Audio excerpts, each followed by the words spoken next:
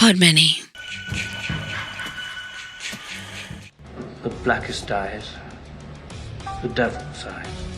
Hail to the king, baby. Boy! The plan is, kill the brain, and you kill the ghoul. Welcome to hell. I said, I'm not gonna hurt you. I'm just gonna bash your brains. Welcome to prime time. Hello everybody and welcome back to Podcast in the Backseat. I'm joined today by Wayne Alexander. And I have, of course, the abominable, I don't know, the drunk apparently Matthew Hutton. He's had half an Easter egg and he's tripping balls. I can see colours, man. Well, hopefully that's how vision works. The tree started talking like some sort of Vietnam movie. Just hear somebody just diddy mow, and just gone, oh no, that's it, that's not good. It takes me to what I was thinking of. There's a movie called, is it Dead Man's Curve? Oh, not seen. Matthew Lillard from Wes Craven's Scream. Side note, do you think he survives at the end of the original Scream movie? Because he's lost a lot of blood, but is he dead? That's true, he just feels woozy and then collapses. And then but his parents are going to be so mad. The first Scream's phenomenal. Like, it's so good. It's so much fun. Because it's 1, 2, because obviously the sort of things get changed up, the body count gets ramped up, and then 3 with it being a trilogy. Is that the one with Patrick Dempsey in it? Yeah. Where he's like the police officer. And then the Screform. What's the fuck? Then there was Screform on all the posters. Screform. On all the posters it was S and then 4 or Screform, I don't know, whatever. Yeah. I actually quite liked it because it's got Emma Roberts in it. You definitely, yeah. We'll say no more. But that's Eric Roberts, not Julia Roberts' kid. Yeah. Eric Roberts, who has done some fantastic work. Even played the Master in the Doctor Who movie with Paul McGann. Yeah. I've yet to see it. In all honesty, I've not really watched that much Doctor Who. What was he thinking? No, he was fine. Is he also I from With Neil and I? Oh, Paul McGann, yeah. Yeah, he is. I love that movie as well. There's so many McGanns. Yeah, there is. Wasn't there 7 or something? Because I remember watching there was one really awful, no offense to him, British comedy where yes, yeah. Was he not was it like Chips? But you didn't actually see him on the bike. He was like some sort of police officer on a bike, and he gets home and that's it. And talks. He always reminds me of an English Jim Belushi because he's shite compared to. I found out we watched a documentary on Bill Murray the other day, which was really, really interesting. Not many interviews and stuff with him in person about the documentary itself. One of my prized possessions have gotten a very unofficial book about Bill Murray. It's basically Bill Murray just not given.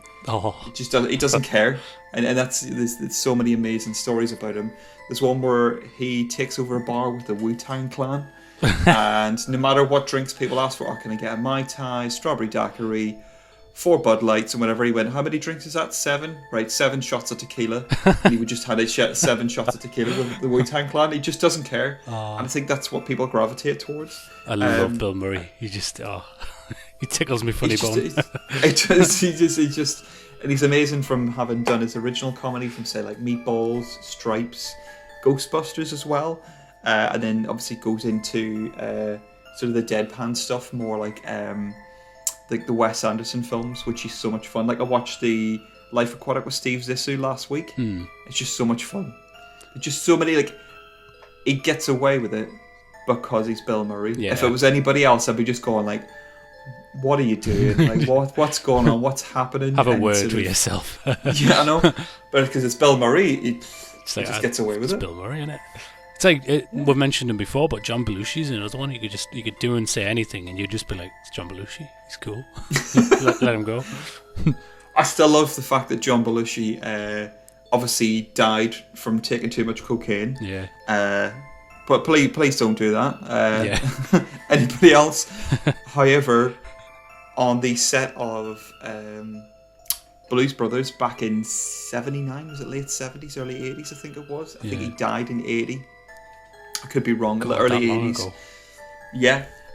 It's quite a long movie. I forgot how long it is, but obviously there's quite a lot of musical numbers. There's quite a lot of content, etc. to it. But yeah, John Belushi had to have a word with Carrie Fisher and basically said to Carrie Fisher, I think you're doing too much cocaine.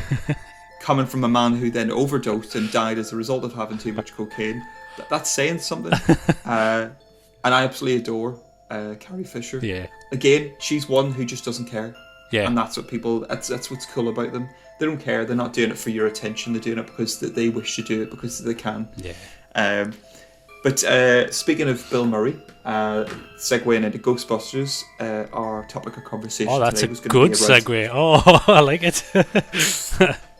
Back sharp of the left net. turn. Was going to be around comedy horror. Yeah. Doing a little bit. So what would your? This is something my partner, my girlfriend asked. This is, what would you say? Would you define as comedy horror? What was your experience of the first time that you watched a comedy horror? I'm trying to think, because I think I was watching it obviously way too young again, but my earliest memory of probably a comedy horror, and it sounds quite basic, would have been Scary Movie, probably. Where it's very on the nose, very much taken from the source material. It's more of a parody, maybe, than a comedy horror. That's probably my earliest memory of something like that. Although I remember as a kid watching Waxworks 2. Waxworks 2, which has a lot of comedy in it, but is also very serious at parts as well. Correct me if I'm wrong, Waxworks, is that the one that has Vincent Price in it, or was he in the original? Or am I getting myself mixed up with House on Haunted Hill? Oh, that's House of Wax. Yeah. House of Wax. Waxworks is the one where it's actually... Oh, what's his name? Oh, it's going to drive... It's the guy from The Omen, the photographer who gets his head cut off. David... I was going to say David Niven, Warner. it's not. David Warner. Yes. From Tron, Time Bandits. Titanic He's a villain. as well. He's Titanic. He's like the governor. This guy walking around with like the shooter. The shooter, yeah. with I was going to call him Billy Crystal, and then I was going to go Billy Ocean, but it's not. It's Billy. Oh. He was in Demon Knight, the Tales from the Crypt movie. I know who you mean. He was not married. Billy Crudup. He's definitely not getting his phone out. He's definitely not looking up IMDb in order to find. He was married to what's her face as well. We're really good with names at the minute. Oh no way! He did this movie called Land Speed, and we're decided not to be. It's Billy Zane. Billy Zane. That's what it was. Oh, well remembered. Yeah. Oh, it definitely wasn't tapping away. No haptic feedback on my phone whatsoever. But yeah, Billy Zane. Who's phenomenal in Demon Knight. He's such a charismatic, bald, from what I remember, villain. Actually, that was an early comedy horror. You can definitely get away with saying there was comedy elements in it that I watched as a kid. I'd go as far as to say anybody who can consider a movie comedy horror if they so wish. True. An example being Beetlejuice himself watches The Exorcist 157 times. And it keeps on getting funnier every time I see it.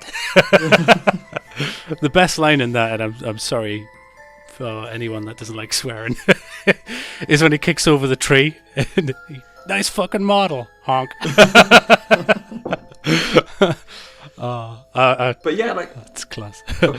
But comedy, Scary Movie. Yeah. I believe it's directed by one of the Wayans, Keenan Ivory Wayans. I think is the guy that directs the original Scary Movie. Yeah. I don't know if he goes on to do the other ones. But he did I'm Gonna Get You, Sucker. I think he also did, I could be wrong, Don't Be a Menace to South Central Whilst You're Drinking Your Juice in the Hood, which is like sort of, it does really good parodies. So I'm Gonna Get You, Sucker was, I think, sort of an original parody of blaxploitation movies, where instead of them being addicted to drugs, they were addicted to gold. So somebody's dying, basically draped like Mr. T with a load of gold across his chest. But then he went on to do Scary Movie, and Scary Movie was the original working title for Scream. Yeah, it was you who told me that as well. I didn't know that until you mentioned. And then I think maybe he decided to change it, because I think Scream is less on the nose, but then Scary Movie is a parody or a satire or like a piss take of horror movies, and it's done so incredibly well. And then I think the subsequent sequels try and go a different route with it. Yeah. So I think 2's like House on The Haunted Hill Haunting. or something, is it? Oh, yeah, The there's a bunch of ones that are references. It's probably like an amalgamation. And then 3 and 4 involves like Charlie Sheen and Lindsay Lohan, and I kind of fell out of touch with it. But it's gotten more and more. Leslie Nielsen. Yeah. Involves Michael Jackson and a bunch of other things that would you know, I'd rather not get into that. Yeah. Yeah. It's quite interesting you mention about the Scary Movie thing, though. That may explain why, and I never thought about this until just now. Drew Barrymore, when she's talking to the killer in the first Scream, he asks her, what's your favourite scary movie? And they say Scary Movie quite a lot in it. I never realised until now. That'll be because it was originally called that, I guess. Well, apparently Drew Barrymore was approached to do the movie, because I think she'd done like Firestarter, which is a Stephen King horror film. Yeah. Obviously, she's done a bunch of other work, etc. But apparently, she was approached, and did she want to be one of the leads in the movie? And she decided to decline it. And she got everything that she wanted out of the movie by just playing that opening part, which is so out of the whole thing. That's the bit that people remember. It's so perfect, that opening scene, though. Yeah, like everything about it. The tension's ramped up. We're going to go back on comedy soon, I promise, guys. But when she's putting on the popcorn, and it keeps cutting back to the popcorn, it's getting progressively... Like, that mirrors the mood. So that starts to smoke when she's being chased by the killer. It's such a... bravo. But it's done so well that they managed to pick a random mask or whatever, and then that becomes sort of iconic of that particular movie. But it's so self-aware. Yeah. But I really, really enjoy it. But I would almost go into the realms of saying that Scream itself might even be a comedy horror, because it's so self-aware. It's like, oh no, don't do that. Like Jamie Kennedy being the comic relief, but he's also the voice of reason the whole way through the movie. Plus, I mean, there's always comedy elements in a Wes Craven film, I've noticed, which really, because we've mentioned earlier in earlier episodes that they use comedy as a weapon almost, so it throws you off guard. So that point where you see Henry Winkler as the principal, I believe, just before he dies, he opens the door up and he says, oh, it's just you, Fred, and it cuts, and it's actually Wes Craven dressed as Freddy Krueger as the janitor sweeping up. Like, there's so many cool... You know what? I knew it was a reference to Freddy, but I didn't realise it was Wes Craven. Oh, really? That's class. I'm going to have to go back and rewatch that. I've not watched that for years. But yeah, it's so much fun. And I think that's why I really, really enjoyed it. I think maybe the first time round, I saw it as being a straight-up horror, which is where he's very self-aware. And I think I mentioned in a previous cast that we did for the review of My Bloody Valentine, that I didn't know about a lot of horror films. I watched Scream first, which then made me go back and watch certain movies like Halloween, Texas Chainsaw Massacre, and then obviously the likes of Friday the 13th, Halloween, and Texas Chainsaw Massacre. It made me go back and watch those, so I kind of knew what was going on prior to it, but it didn't ruin the movie for me in any way, shape, or form. But yeah, I would, and then on second viewing, I saw it as more. There's a lot more comedy to it. Maybe because you're less looking out for the scares, you know what's going to happen. You're just happy to be along for the ride. Yeah. So many. So Scary Movie was that. Yeah. And sort of, and Scary Movie's very clever with it as well. Yeah. With the references it makes, like it makes reference to, I Know What You Did Last Summer, or it's just the bit where I suddenly and snap my ankle, and then you just see the bone that's great. through the skin. It's so well done. You've got the overcompensating male with the tiny penis. You've got loads of little bits and pieces in it. That's very, very cleverly done. Officer Doofy, there's loads of elements in it. That end scene is really good as well, because like throughout there is actually a story, which is where I feel like, I'm not papping on them. The later ones I tapped out on. I have seen them because I really like Leslie Nielsen, but I couldn't tell you anything about them. But the end of Scream, because there is actually a story to it, where, spoilers, Officer Doofy, or whatever he's called, I'm sure it's that, kind of, I can't remember the actor, but he is famous. Like, he removes his sad little moustache, He starts to strut. This cool music's starting to play, and he just drives away in his car, and you think, that's actually a really good I didn't see that coming. Like that's quite good. But it's a reference to Usual Suspects. Is it? I never got that. Have you seen Usual Suspects? No. I've been told to, like my partner, because that's Javier Bardem as well, isn't it? And or is it not? It's Benicio del Toro, Stephen Baldwin. It's got Kevin Spacey. That's Spacey as well. Gabriel Byrne. It's got Pete Postlethwaite. Is it Pete Postlethwaite? Not sure. Because all I remember is him just being referred to as one of the greatest actors that he's ever had the privilege of working with, and that was for Lost World, the Jurassic Park movie. It is. He checks very briefly. Pete Postlethwaite. I was right. I shouldn't have. You know what? I shouldn't have second guessed myself. Believe in yourself. And he's phenomenal in it. He's a great part of it. But yeah, if you watch Usual Suspects, you will get it, and you go, right, I get what they were doing. They were parodying another movie. That movie's also got Chaz Palminteri and a bunch of other really good actors in it. So it's definitely, because the opening scene was done as they were going to try and do it serious, and they couldn't stop getting the giggles. So I heard about that in the lineup. So and they just kept it in, because there's this bit in it where like they've got to say the line, and Benicio del Toro's playing it dead thick. Obviously, he doesn't speak the way that the character does, and everybody's gonna. And I'm quoting this, so I'm allowed to do it. Give me the keys, you cocksucker. So everybody's gonna step up to the mic and say the line, because it's part of a lineup. But yeah, Stephen Baldwin's just having fun with it. Benicio del Toro and everybody else that's doing it. Kevin Pollak's in it as well. Nice. Who's phenomenal, because he starts off in Willow as one of the little midgies, I call them, but they're like little fairies or little pixie type things. Yeah. Wearing like the rat skull on their head, like a lion's mane. But yeah, it's a reference to the end of that movie, so I would definitely suggest you watch that, because writing wise, it's very, very clever. I think it's Christopher McQuarrie who writes it. I'll have to check that out and then watch Scary Movie. Son of Ralph McQuarrie, if I'm not wrong, who's the guy who did the pre-visualization art for Star Wars. Oh, really?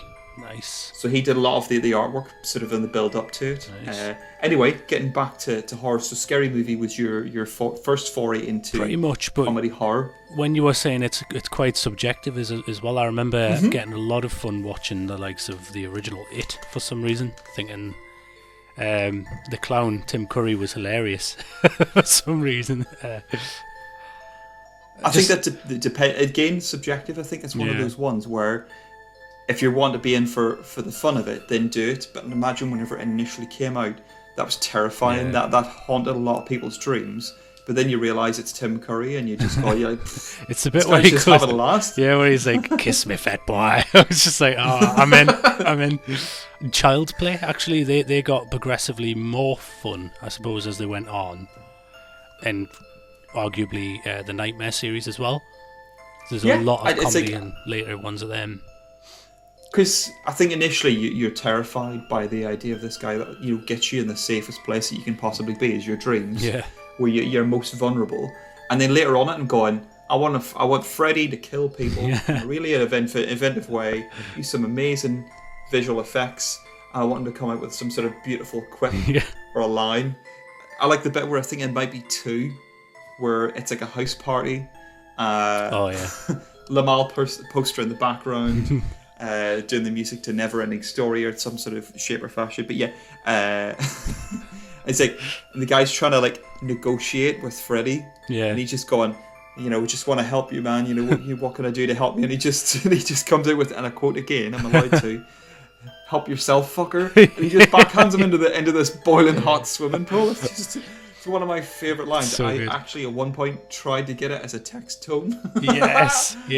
I think that every time I get a text message, that's help yourself, immediately. fucker. That's immediately followed by possibly the most iconic line in the entire thing, where he's doing his whole "You are all my children now." So you've got the comedy bit where he knackers that irritating kid. And then it gets serious again, and it really does help. But I think that the turning point in Nightmare, from where it went, because part 1 and 2 are pretty serious throughout most of it. There are funny bits in it, because Freddy loves what he does, clearly. I think there's an actual tipping point, and we use the line in our opening credits, if you've heard it, where he grabs her who wants to be on the television, and he's like, was it? Welcome to prime time, bitch, and smashes her in his own television face. I think from that point on, he was like the quip master. He was the ultimate anti-hero. Yeah, that's what you want. You were like, oh, these kids are annoying. I hope Freddy gets them in the dreams. Yeah. I hope John Saxon turns up again. Yeah, which he does in part 4. No, part 3. Oh, sorry, guys. Is it 3 Stream Warriors, isn't it? Yeah, with Nancy again.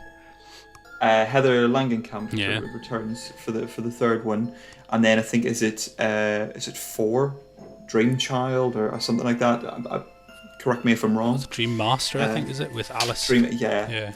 Yes, John Saxon's there at the end, and you find it that it was a nun that was left in an insane asylum. Oh yeah. And he's got like 99 dads, and they're all maniacs. Actually, Freddy's Dead's possibly one of the best films of my. I love the original Nightmare, but the Freddy's Dead is so good, and there's so many good comedy elements in that as well. But the bit where he walks down and you go into Freddy's past, because you mentioned there he's son of was it 99 Maniacs or something like that. But you get to see him as a teen, where he's sort of like playing with a blade a little bit on his chest, and then his dad comes down, his adopted dad, Alice Cooper. What a legend! Phenomenal. Yeah. Again, he turns up in some brilliant movies. He turns up in Prince of Darkness. Yeah. Which always throws me because it's the name of a Dracula movie. Yeah. And I think that's one that I might revisit, because obviously that probably, I would say, maybe number 4 for. Or, I mean, as I know, it depends on whether you class Assault on Precinct 13 as being a horror movie. I would maybe say that it is. Yeah, it's human horror though, more, isn't it? I guess. Well, it's still the shapes. I don't think you actually get to see any definitive features of anybody. You know, you're holed up, and it's just these shapes coming in. That could be, when are they coming in, etc. But yeah, really, really sort of clever. But yeah, so I think it's say Halloween, The Thing, The Fog, and then will we say for 4 Prince of Darkness, or would you put another one in number 4? Yeah, I would definitely Prince of Darkness. To be honest, I'm a huge fan of Priest Dr. Loomis. and then Alice Cooper's just a huge horror fan. Yeah. To the point where I think he has Jason turn up on stage. Yeah, that's because he did the soundtrack to part 6 of Friday the 13th, which is, in my opinion, the best as well, which we will go into probably. I just think it's the most fun. Actually, I've got a little story, and I'll be very quick. Every Friday the 13th, and I haven't been able to do it in the last year, obviously. I'll always go to my parents, and I'll stay over, because we'll watch Friday the 13th, part 6, without fail. We will always watch this, and every murder in it, because there's a murder every 3-point-something minutes. We take a shot of whiskey. We have never completed the movie. There's a point where Jason jumps out of the tree, if you remember, and knackers 3 people at once.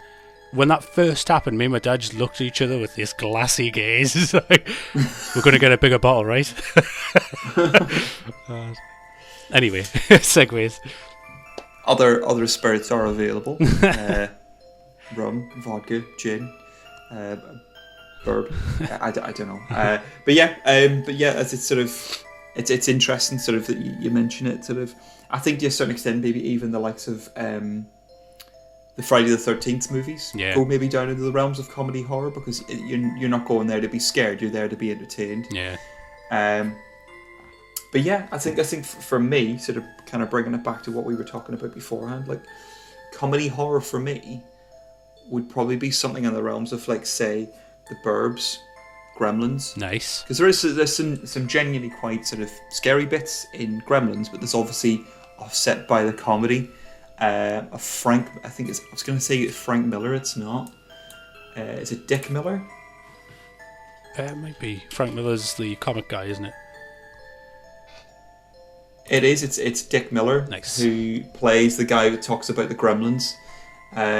He unfortunately died a couple of years ago, back in 2019. But he turns up in The Burbs. He's in The Howling, Gremlins, and he's the one that gets asked for a laser weapon and an Uzi 9mm in Terminator. Nice. And he was in Piranha, so he was in Joe Dante's first horror movie, Oh. which would also for me would go down the realms of comedy horror. Yeah. Because Steven Spielberg was told about this movie and he gone, "Oh, this movie's taking the piss out of Jaws," and he watched it and he just loved it and he gone, "Right, I want to work with this guy," and that's how it came to Gremlins. That's Because class. in Gremlins, I think there's a local burrito place nearby, and you know they put up a post of. I think he gets commonly referred to as Stripe from the Gremlins movies. He's the one with like the little mohawk type thing, like the leader of the Gremlins. The original screenplay was just straight up horror. The body count was massive. There was no Mogwai. There was no Gizmo. There was no cutesy storyline. It was just Gremlins running about, killing loads of little people in a Midwestern town, as far as I'm aware. That's class. In the snow. Like, I think Santa's getting stabbed to death whilst he's running through the snow. That woman gets ejected out through the window. She's clearly dead. That was hilarious, that bit as well, like how quick. I remember watching that as a kid, howling. Yeah. And she said, like, the camera's right in her face, and she's sitting there screaming at the top of her lungs, and you're just going, this woman's horrible. She's gets what coming to going, yeah, the Gremlins are horrible. She's somehow worse. She wanted to kill a dog, to be fair. Like, come on. She did, yeah.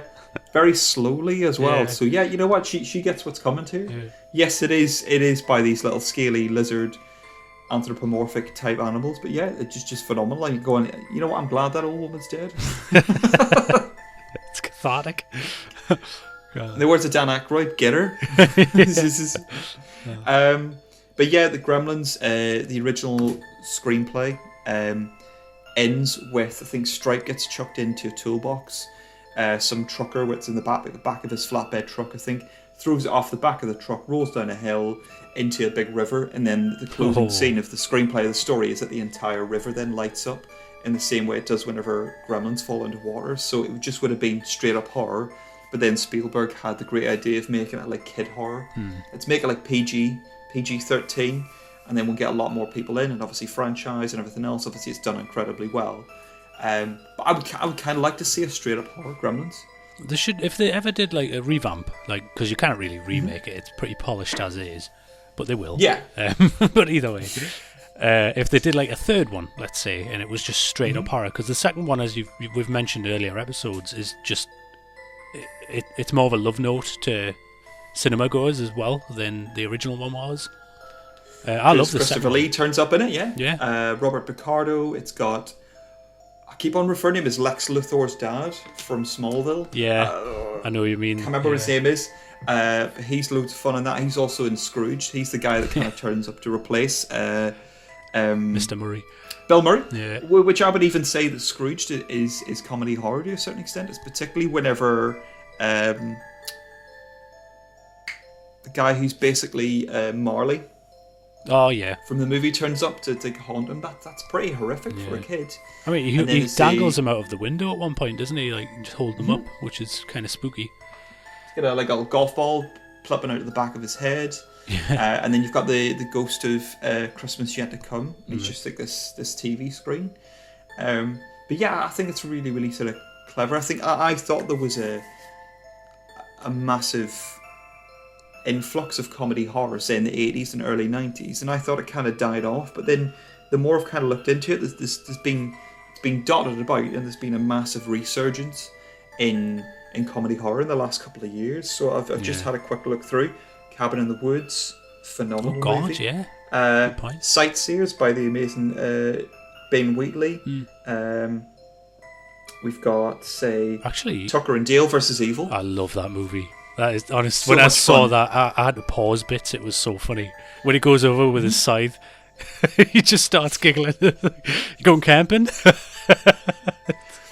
Zombieland, Mayhem, Happy Death Day to You. Yeah. Ready or Not, I thought was loads of fun. Yeah, there's absolutely tons of Oh. stuff. Dead Snow. I love that film as well. Oh, so good. and What We Do in the Shadows. Mm-hmm. That's class. Have you seen that yet? They did a series as well, but the movies, it's just so funny. It's very difficult to tread on the steps of the mockumentary. It's been done so well in, like, say, Spinal Tap, etc. Yeah. To a certain extent, you could say that The Office is a mockumentary. Yeah. Because it's meant to be based on a real office, but it does it so well. Like, it's such a deft touch that they've applied to it, and so it played deadpan. Like, if you were to throw in a laughter track, etc., it wouldn't work. No. It's so well done. It's so funny. So clever. A lot of the comedy comes from the awkward silence of no laugh track or no reaction or just the silly things that they say. Something springs to mind as well, because we've spoken a lot about seasonal horror, what with being big fans of Halloween and the likes. Krampus, comedy horror. Krampus. Yeah. Trick or Treat, to an extent as well, but I think that was based on a comic series more than anything, but still, there's a lot of comedy in it. Yeah. And I think it's important that it has to have it. If you just try and play it straight horror, it's not going to be as good. I think there's some exceptions to the rule, but you've got to have moments of brevity. You've got moments of just sort of, I'm gonna relax for a minute. While Scatman Carruthers talks about getting ice cream for little Danny Torrance, and then all of a sudden it just got to ramp back up again as Jack becomes more and more mental. Oh, that. Actually, there was one that you got me to watch as homework very recently, Housebound. I would say, it's a fun movie. A lot of comedy in it. Which reminded. I think it's a new. Oh, go on, go on. No, go ahead. I don't know why. It's probably just the accents that reminded me of, which I actually watched the other day. Black Sheep. Phenomenal movie. So, and I think for those ones, it's not trying to be a serious movie. Yeah. It's trying to be fun, and you can have both. Like, don't get me wrong. Sometimes I want to sit down and watch a movie that is gonna disturb me, like Midsummer, for example. Hereditary as well. Obviously, both the same director. Joker, as we mentioned beforehand. Like, if you want to be sort of like feel ill at ease, that's the kind of movie that you want to watch. But sometimes you just want to watch fun. You just want it sort of. I wouldn't even use the term bubblegum for the brain. It's not. You're still going to enjoy it. And like the one that you mentioned beforehand, What We Do in the Shadows, you could watch it at face value of it being like a comedy horror, or you could sit and pick apart the fact that each different type of vampire sticks within the sort of a particular trope or a particular tradition or style of vampire. Yeah. You've got the one who's basically Nosferatu. Yeah. You've got the sexy one. You've got the sort of the little bit more sort of gypsy one, and then you've got the more sort of ruffled collars, new romantic type one played by Taika Waititi, and then you've got the more new age one who's basically going, do you know Twilight? I'm Twilight. Yeah. But yeah, it wears its heart in its sleeve, and it's very, very clever. And again, another one, Shaun of the Dead. Oh, absolutely phenomenal film as well. Again, you could watch it at face value of it being a comedy horror, or you could go at it from somebody who's like, there's the scene, like I'm probably going to retread stuff that somebody else has already said in multiple other podcasts or different articles. The bit where he talks about what they're going to do tonight and the following day mirrors exactly what happens the following day. Yeah. Few shots at the Queen's head, blah blah blah, Bloody Mary, because Mary's the name of the girl that then falls backwards onto the I think it's the stand for like an umbrella or like a parasol. Yeah, some of it. Or like a pole for like you're washing. But that references it exactly. And there's loads of just little gems dotted throughout the course of the movie, and it goes with the tell me if I'm wrong, it's a Chekhov's gun. I don't know if I've seen. The Chekhov's gun is a movie trope. Oh. So generally, if the camera pans over to the rifle above the Winchester, it basically indicates that is going to be used later on.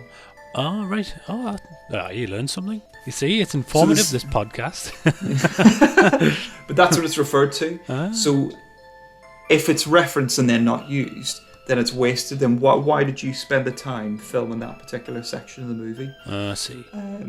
You could potentially do it as misdirection, but the whole idea that it's referenced that gun means that it is going to be used later on in the movie. So it's an item that's just shown in the background or in the foreground that is important to the story later on. Yeah, exactly. So I think it's called Chekhov's gun in the same way like a MacGuffin is an item just used to drive the plot forward. Yeah. Basically, any Indiana Jones movie, that it's the MacGuffin that they're after that drives the plot forward. Again, so Shaun of the Dead, very, very clever. Uses the trope of Chekhov's gun, the Winchester above the building, etc. And we're coming to get you, Barbara, because Barbara is the name of Sean's mum. But really, really clever. Could just watch it as a horror, like a comedy horror, or you could sit and concentrate on how clever it became. Yeah. Can you tell us the connection? I'm going to ask this as a question rather than as a statement. Do you know the connection between Shaun of the Dead and Land of the Dead? Oh, I think I saw a documentary on it. Isn't the producer and Sean himself, I forget his name, the actor, actually plays zombies Simon Pegg plays zombies in it.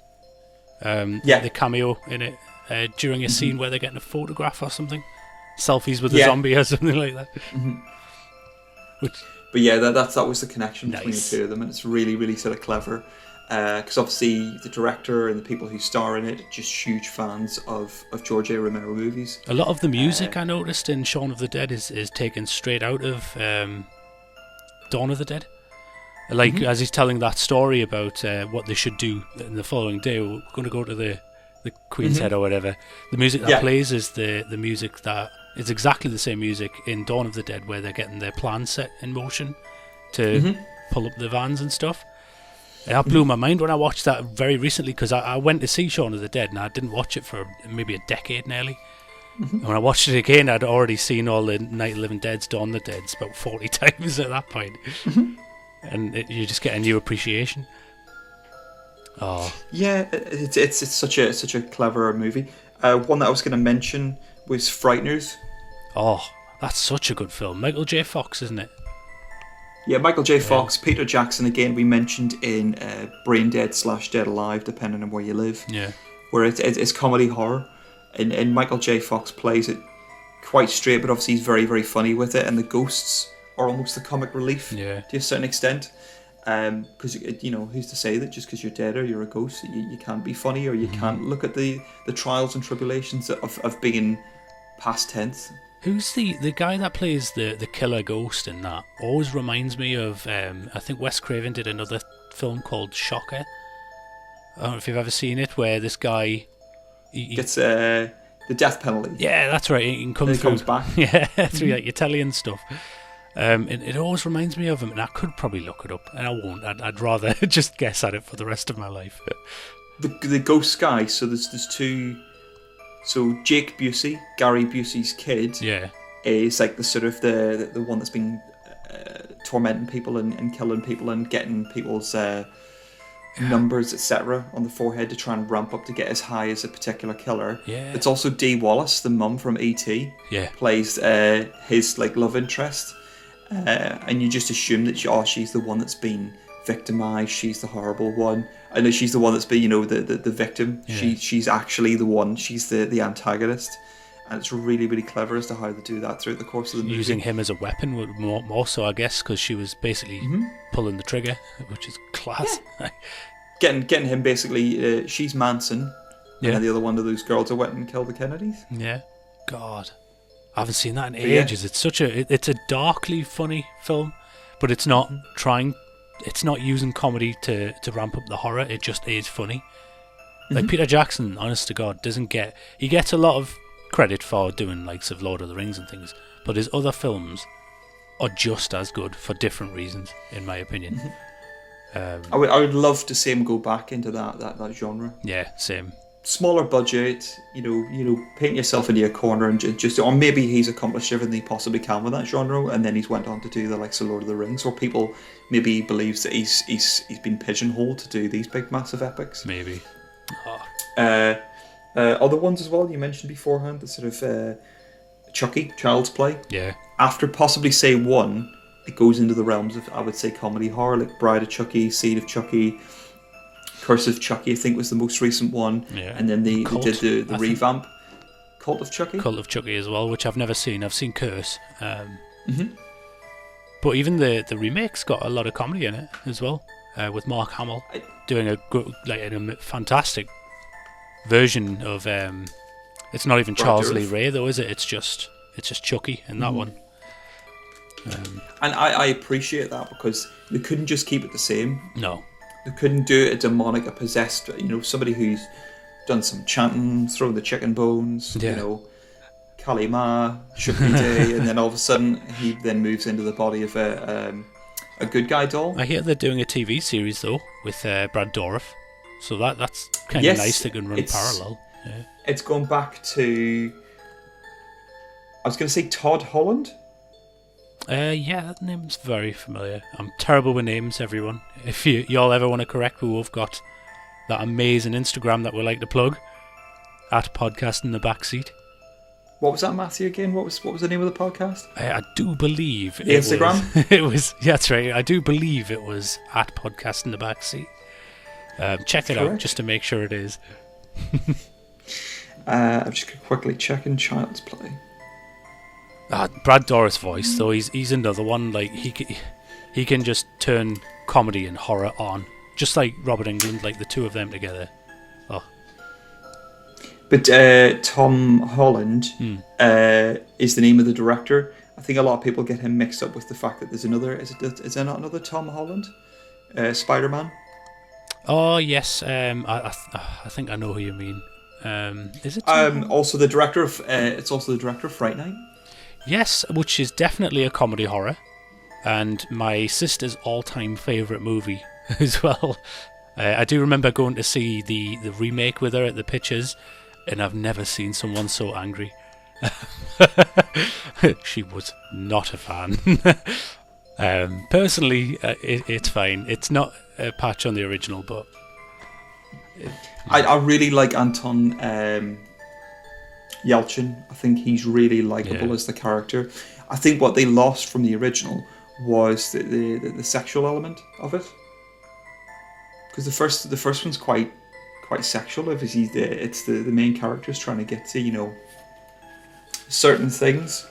And that's obviously it doesn't go his way. But yeah, it's so brilliant with Roddy McDowall playing Peter Vincent, isn't it? Yes, yeah. I love Roddy McDowall. He's one of my favourite people. I don't know why. He's just, whenever I see him in anything, it's lovely. I watched very recently, it was Planet of the Apes, the original, with my partner, and she'd never seen it before. It's such an amazing film, and Roddy McDowall's performance in anything, because I'm sure he first appears in Lassie. I've not seen it, but I'd probably love it. It's that voice, isn't it? It's very iconic. You hear his voice and you go, that's Roddy McDowall. I'm sure on is it Fright Night where it's like, I'm sure you're here for my autograph. No, I'm here for something way more important. What's more important than my autograph? A boy's life. Oh yes, that'll do it. He's just so nice. Plus the vampire in it is the personification of a sexy vampire. He's seemingly wearing lip gloss. Yeah, his lips are very much. Chris Sarandon's lips are very, very lubricated the whole way through that movie. Yeah, I mean, unless you've seen the Instagram page that we keep plugging, then you will know what I look like. But otherwise, I look exactly like the vampire from Fright Night. Now, I'm only saying that because every time I say that, my sister dies a little inside. But it's loads of fun, that movie. I'm gonna have to rewatch that. So the one thing I was thinking of is Evil Ed. Is it a reference to Evil Dead? I hope so. That's a good idea. A good question, because he's the horror geek in it, isn't he? The one that Charlie goes to get advice. Obviously, You're So Cool, Brewster. Yeah. Oh man, it's such a good film. But so it's Tom Holland did Child's Play, did Fright Night, and for those two alone, I'm very happy with his body of work. He could do nothing else, but he's going to be going on to do the TV show of Child's Play, which is going to have Brad Dourif coming back. That'll be amazing. It should be fun if they do it the way that they did the original movie, and even Child's Play, the recent one that came out last year or the year before. They go with practical effects. Yeah. There's bits in it as well I've watched, and it's been a while since I've watched a film. Well, Midsummer, I guess, but since I've watched other films, and actually winced at some of the practical effects that they use. Like, you think, oh, that's just nasty. It's pretty gruesome. Yeah. And that's what you want. I want to go in and be like going, oh. Yeah. There's not many movies that do that. The Raid, oh yeah, actually. that action movie is phenomenal. I wouldn't even call it an action movie. That fight movie there's bits and pieces in it where he sticks a knife in the leg and then just runs it up the full length of his leg, or the bit where he kind of slam dunks the guy's face into the broken door. Of is it? Yeah. Of the broken door. Or when he uses a broken halogen light as a stabby weapon, like. Oh, I need to watch that again. They got like he's is it called? I was gonna say his name's like Mad Dog. I don't think he gets a name. He just refers to like shooting somebody as like ordering takeout. Yeah. It takes away from him. He puts the gun away and just absolutely just destroys Joe Taslim. He's going to be in the new Mortal Kombat movie playing Sub-Zero. Oh, nice. Factoid, yeah. Oh, we get just a little sort of step back, a rewind to Planet of the Apes. Did you know that the people playing the different types of apes ended up kind of segregating themselves? So the gorillas would sit with the gorillas during the catering time, and the apes would go off and sit with the apes. And it was something that they didn't do intentionally. It was just something that just happened. Some sort of weird sociological experiment. Which is kind of important because that's an element in the movie as well. Like, I'm sure the orangutans make fun of the chimpanzees, I guess, for not being quite so smart. Mm-hmm. And then you get the gorillas are more like the muscle. The muscle, the grunts, you might say. I don't think they have gibbons in it though, which are your four apes. Yeah, I do like a good gibbon. I think if I was going to be an ape, I think that's what it would be. I'd lean towards a little mischievous, little white whiskered gibbon, slowly reducing the insect population of Malaysia. I'd be a disgusting mutant of gibbon and ape and gorilla. Sorry. What was the other one I was thinking of? Cabin in the Woods. Oh, phenomenal film as well. I very recently saw that as well. Very clever in the fact that you just think it's a straight up horror film and it could quite easily do that. Yeah. But the fact that it just pulls the rug on the opening bit where they're talking about it and it just goes Cabin in the Woods and it's just confronted with the red font. Yeah. As he gestures to the webcam to my co-host. Cabin in the Woods and just going, what the is going on here? And then just goes, and it's just a love letter to a load of horror movies without breaching copyright. They go on, that guy's Hellraiser, it's a werewolf, that's a vampire, that's some haunted kids in Japan. The mermaid. That's, there's the mermaid, the merman. Yeah. You've got the undead hellfolk. You've got loads of things, and it's just so much fun. Sigourney Weaver has a cameo in it, or plays a part in it as well. I was stunned with that at the end. I thought they've got Weaver just to appear at the very end of this movie. This is great. It's brilliant. It's so much fun, and I think the importance of why we wanted to discuss this was just due to the fact that just because we like horror film doesn't mean that we also don't like to enjoy ourselves and just sit back and laugh. Yeah. Whilst also seeing horrific things that happen. And with this being saying that things are subjective, it varies from person to person. Somebody might sit and watch Hellraiser and just think, this is hilarious. Yeah. I mean, this woman wants to interfere with her. Settle down. Yeah, exactly. And it's nice to sit and watch something that is there to be entertaining, but also have some horrific scenes in it. I think some of my all-time favourite horror movies have a lot of comedy elements in it as well. For that reason, I think you can really ramp up horror, as we've mentioned quite a lot, using comedy. Where I would never class something that is a straight up parody like Scary Movie, which I mentioned earlier, as being anywhere near my favourite film. Something like Nightmare on Elm Street, which uses comedy elements in it, absolutely would be in the top 10 as well. So if anyone does have any suggestions on more obscure comedy horrors, I'd love to know about them, because they're some of my all-time favourites. The ones I mentioned there, like Waxworks 2, I think I know like 2 people that have ever seen it, and it's well worth a watch. Or Shriek If You Know What I Did Last Halloween. I don't know if you've ever seen that movie. I haven't. I've heard of it before. It's actually but I've quite never good. watched it. Yeah, is it? Yeah, it's a bit like Scary Movie, but not quite as polished. But if you've got any suggestions, straight on the gram. Have you seen Cooties? Which one? Cooties. No. Cooties. Cooties. No, I've not.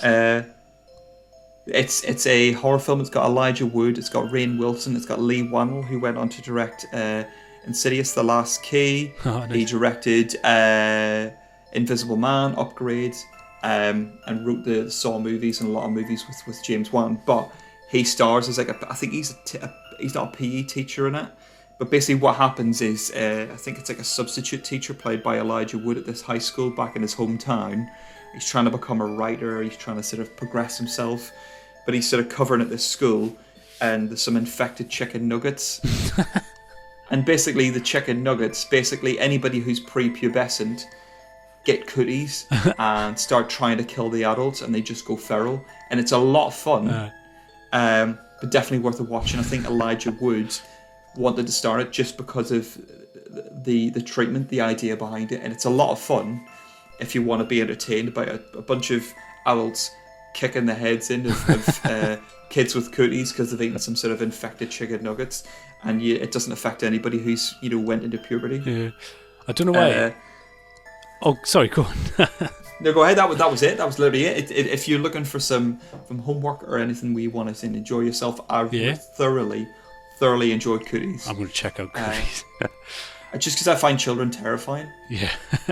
I have to say, I'm quite surprised that I didn't think of this until literally just now when we're talking about comedy horror. We've not mentioned Trauma. Possibly. Oh, it's literally... I've got Trauma written down here. Romeo and Juliet. The main thing I wanted to go on with that is two of, and I have to say two of, and really I like one of them more than the other, as you'll find out. My favourite people in the entire world are Trey Parker and Matt Stone. Mm-hmm. Now, obviously, they're very famous now for doing South Park and the like, but the first film they ever made, which you need to see if you've not seen it, and is actually available for free on YouTube, Cannibal the Musical. It's a Trauma movie, and it's the funniest thing in the freaking world. And they're very young in it, and it absolutely is a comedy horror. That might even be my favourite comedy horror, to be honest. But they did the likes of... Oh, go on, sorry. No, go ahead. No, I interjected. Go ahead. Oh, they did the likes of, obviously, Toxic Avenger, the Poultrygeist, stuff like that. Trauma. Oh, so much fun. Nukem High, Romeo and Juliet, the series of Toxic Avenger movies. They're just so much fun because Lloyd Kaufman tried to get a movie made in Hollywood and they just make their own damn movie. They just went, you know what, I am. And the likes of, we wouldn't have James Gunn. Yeah. Phenomenal director if it wasn't, because you basically had to do everything. You had to scout locations. Yeah. You had to produce, you had to edit, you had to film, you had to direct, you had to do everything. Yeah, and because you had such a minuscule budget. And I just love how fun they are, and it's so irreverent as well. The bit where run over kids in cars. Yeah. It seems like it's almost in an alternative dimension, like an alternative universe, because people sort of dress so differently and so unusual to what it is. They react in different ways as well. Yeah, that's and just like a thing. it's so jet black comedy. Yeah. It's so brilliant, and I absolutely love it. Lloyd Kaufman has a small cameo in Guardians of the Galaxy. He's one of the prisoners shouting down and going whenever the Guardians turn up and they kill him. But yeah, loads of fun. So I'm trying to think of what my favourite one would be. I need to plug one though, because I'm actually friends with a filmmaker on and the star as well, because they're a married couple, of a Trauma-made movie, Chainsaw Sally. If you've not seen it, hilarious. They also did a TV series and have been trying to get a second movie made. They will almost certainly be listening. So thank you very much, Jimmy O'Burrell. You're a legend. I'm trying to think of my favourite kind of comedy horror. It'd probably be The Burbs. Actually, I'd scrap that. One of my favourite comedy horrors is Return of the Living Dead. Oh, a good choice. Bravo. Have you seen the sequels as well? Yeah. Yeah, I like the second one because obviously it's the same cast, just playing different people and different scenarios. And it's like, I feel like we've done this before, and you were there, and you were there. And part 3, of course, is a little bit more serious, but there's a lot of comedy in it. But yeah, Return of the Living Dead, very, very self-aware, very funny. Even references Night of the Living Dead, saying it's almost like a public service announcement movie. Yeah. And it's just so overplayed. I love the mortician. It's just so much fun. It's like send more paramedics. I forgot about that. It's the bit where they're reaching for the door, and it's like, "Are you ready?" Yeah, and he opens it. He just comes straight out at him. It's classic. And it's was it Brains? Is it Tarman? Yeah. And then there's more people busting through. More Brains. And that was it. It was just so good. Yeah, it's such a fun film with such a fun ending. Then leaving it open for more. Yeah. But yeah, it's. I always thought that felt like a trauma movie, but it's not. It's not set within the trauma universe, traumaverse, whatever you want to call it. Yeah. But yeah, so much fun. But I think there's been a resurgence of comedy horror. Yeah. With likes of one. Oh, like The Babysitter, which you put me onto as well. Which is a fun movie. Yeah, a Netflix made movie, I think it is. And had a sequel very recently. But I think that's kind of what we need at this point as well. Everybody's things have gotten quite tense lately, even before the global crisis. So that's hopefully why. Because who doesn't want to sort of walk that bit? And I think it's very difficult to do. It'd be very easy just to go down too much of the horror route, and then the comedy's kind of lost to a certain extent, and then there's the point where you maybe go too funny with it, and it becomes more a comedy rather than a horror, rather than that sort of coveted title of comedy horror. But I genuinely love them, and I look forward to any time that there's going to be a comedy horror. And I think there's a lot of countries say that, like Sweden, etc. Like I think that's a Swedish or Norse movie, Norwegian movie. I think Dead Snow's Norwegian. Yeah. But I just like the fact that it doesn't pull any punches. It's very like anybody's up for grabs. Is it not one where somebody gets? You've not seen the sequel? No. There's somebody in a wheelchair and somebody's pushing the wheelchair trying to get away from the zombies, and they just dump the guy in the wheelchair and just run off, and the zombies just get the person in the wheelchair. Oh. And I think that's they're going. Yeah, why not? Why not do it? Why not be brutal with it? Yeah. If there is zombies, people are going to be very selfish and just go, you know what? I don't have to outrun the zombies. I just need to outrun you. And unfortunately, because you're and because you're unfortunately in a wheelchair in the snow, that's not going to happen. Yeah. And they just get bumped off very, very quickly, and it's very human. Yeah. To do that as well. As much as everybody has this noble air about them in that scenario. In a zombie apocalypse, no. I'm sorry, I inside. But the one that sorry, Professor X, you're on your own, mate. Yeah, sorry, you've done. Boom, done. Two last ones. I think before we kind of wrap this up is Return of the Living Dead, Army of Darkness, and obviously we can't go without saying American Werewolf in London, which we mentioned in a previous podcast. It walks that fine line, like with the Nazi werewolf people when he's drifting off, and there's so much British but also American comedy in that, and the bit where he's telling him how to kill himself, etc. It's so dark but very, very funny at the same time. No, I have to say I'm jealous of your choice of Return of the Living Dead. It's not one I even thought of, but it's well up there. It's class. Definitely, it's enjoyed itself, and I'm along for the ride if that's what they were trying to do. Yeah. In some cases, it happens by accident, and that's not what they were trying to do. For example, Birdemic, comedy horror, definitely comedy horror. But I don't think that I think they try to play that straight laced. But that doesn't mean that that's how people should take it. That was their intention, but Yeah. other people have decided, you know what, it's the best comedy horror I've ever seen. I like your paradigm. When you say that once you've made a film and it's out there to the public, it no longer belongs exclusively to you. So though you had a vision, it doesn't matter what your vision was if people say it a different way. Absolutely. Perfect. So I think sort of to wrap things up, I'm excited to see as to what people are going to do, especially with the likes of a pandemic. Yeah. You know, what can you do in order to? Because I think we mentioned it beforehand. Like comedy makes sense of a particular subject matter in the same way like a dark joke does. Yeah. Yes, it may seem like going, "Whew, I can't believe you said that," but it does then make sense of the subject matter. Yeah. So I think something with the likes of, say, a pandemic could lead to some very interesting music, but also interesting movies where it walks the line of like comedy horror. I'm looking forward to anything new as well, to be honest. The one thing I think I've mentioned to you off recording I've missed more than anything is just going to the pictures. So there's nothing that replaces it. Yeah, that feeling, and to go and see a good comedy horror at the pictures is going to be ideal. But we'd love to hear. I watched. Oh yeah, go on. I was going to say Society. I would almost go down the route that Society is comedy horror, but it's also a satire or a parody of the cultural divide between the haves and the have-nots. Yeah. But it's so ridiculous and out there. But yeah, but I do miss going to go and see particularly a comedy horror. Yeah. Where everybody laughs at the same point, everybody gets shocked, and everybody gets drawn in by the same bits. And I'm really looking forward to the cinemas being open again in the UK, and to have that shared experience, and even just straight-laced horror.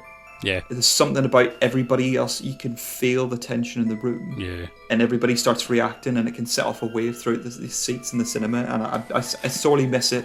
And I look forward to the day that I can meet up with my friends, meet up with you, and go watch a couple of really good horror movies. Hopefully Halloween, actually, at Halloween time. Fingers crossed. That would be brilliant if that was to be the case.